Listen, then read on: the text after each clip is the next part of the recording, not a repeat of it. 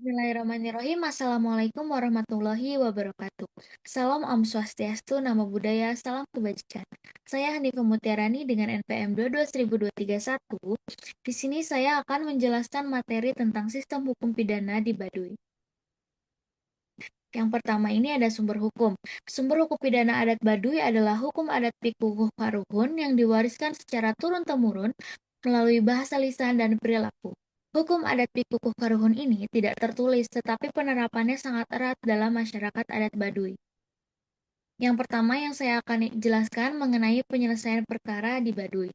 Tahap pertama yaitu para pihak yang bertikai menyelesaikan secara kekeluargaan dengan melakukan musyawarah antar keluarga. Jika tahap pertama belum menemukan solusi, maka dilanjutkan dengan tahap selanjutnya. Tahap kedua yaitu membawa permasalahan tersebut untuk dicarikan solusinya kepada tokoh masyarakat atau kokolot lembur secara musyawarah, dan dalam musyawarah tersebut para tokoh masyarakat akan mengundang kerabat dari para pihak yang berperkara sebagai saksi. Tahap ketiga, yaitu jika penyelesaian melalui kokolot lembur tidak selesai, maka diselesaikan melalui joro pemerintahan atau kepala desa yang dihadiri oleh Jaro Tangtutilu dan Jaro Tujuh. Selanjutnya ini ada sanksi. Yang pertama, sanksi ini dibagi menjadi dua. Ada sanksi lahiriah dan ada sanksi batiniah. Sanksi lahiriah ini yang pertama ada silih hampura, yang kedua ada dipapatah, yang ketiga ada ditegor, yang keempat ada denda atau ganti rugi, yang kelima ini ada dikeluarkannya dari Baduy, yang keenam ada diasingkan atau dikucilkan selama 40 hari. Selanjutnya ada sanksi batiniah. Yang pertama ada ngabokoran pembersih, yang kedua ada ngabokoran denda adat, yang ketiga ada ngabokoran serakati. Selanjutnya saya akan membahas mengenai asas. Hukum pidana adat Baduy mengenal semacam asas ultimum remedium atau asas subsidiaritas. Jadi, asas ultimum ini asas hukum pidana yang menyatakan bahwa sanksi pidana harus digunakan sebagai upaya terakhir dalam penegakan hukum. Selanjutnya ada asas subsidiaritas. Asas subsidiaritas ini prinsip organisasi sosial yang menyatakan bahwa isu-isu sosial dan politik harus ditangani pada tingkat paling langsung atau lokal. Selanjutnya, di sini ada bentuk tindak pidana. Yang pertama ada percobaan. Niat dalam hukum pidana adat Baduy adalah sesuatu yang harus dipertanggungjawabkan. Sehingga jika ada seseorang yang telah berniat mencuri, maka niat yang telah ada menjadi penilaian tersendiri mengingat niat tersebut tidak baik.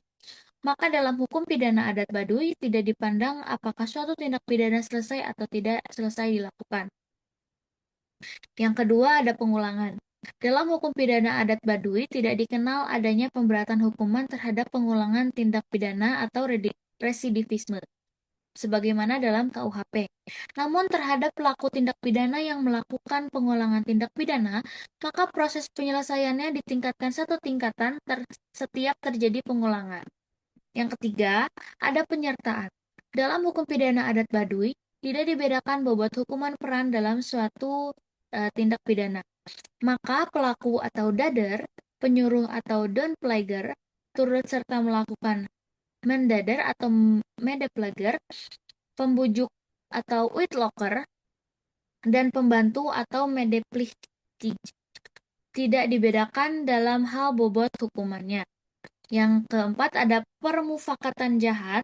Dalam hukum pidana adat Baduy, permufakatan jahat adalah tindak pidana yang harus dimintakan pertanggungjawabannya sekiranya permufakatan jahat tersebut diketahui. Selanjutnya ini ada kualifikasi tindak pidana.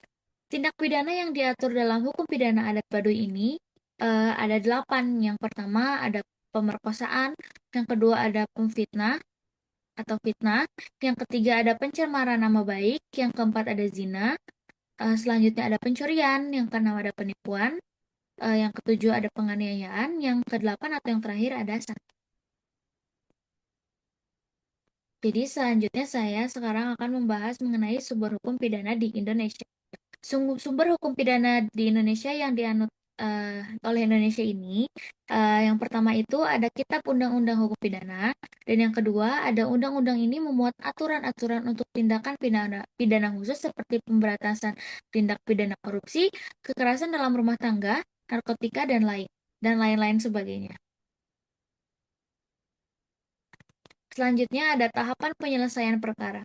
Tahapan yang harus dilewati dalam menyelesaikan perkara pidana di Indonesia, ini tuh ada 9. Yang pertama ada penyelidikan, yang kedua ada penangkapan, yang ketiga ada penahanan, yang keempat ada penyidikan, yang kelima ada penuntutan, yang keenam ada persidangan, yang ketujuh ada putusan atau vonis, yang kedelapan ada upaya hukum atau biasa disebut banding, kasasi, dan PK. Yang kesembilan ada pelaksanaan hukum. Selanjutnya ada sanksi juga. Sanksi yang diterapkan dalam hukum pidana di Indonesia ini adalah yang pertama ada pidana mati, pidana penjara, pidana kurungan, pidana denda, dan pidana tutup. Di sini ada tujuan. Sanksi di Indonesia diterapkan yang bertujuan untuk memberikan penderitaan kepada pelanggar hukum sebagai akibat perbuatannya. Selanjutnya ada menyatakan pencelaan terhadap pembuat perbuatan pelaku, menjaga ketertiban dan keamanan masyarakat, melindungi masyarakat dari tindakan yang merugikan, mencegah dan menghukum perbuatan pidana, membalas pelaku kejahatan, memulihkan kerugian, memasyarakatkan, menakut-nakuti orang agar tidak melakukan perbuatan pidana, mendidik orang yang telah melakukan perbuatan pidana agar menjadi orang yang lebih baik lagi. Eh, Baik, terima kasih. Kurang lebihnya, mohon maaf jika ada kesalahan. Wassalamualaikum warahmatullahi wabarakatuh.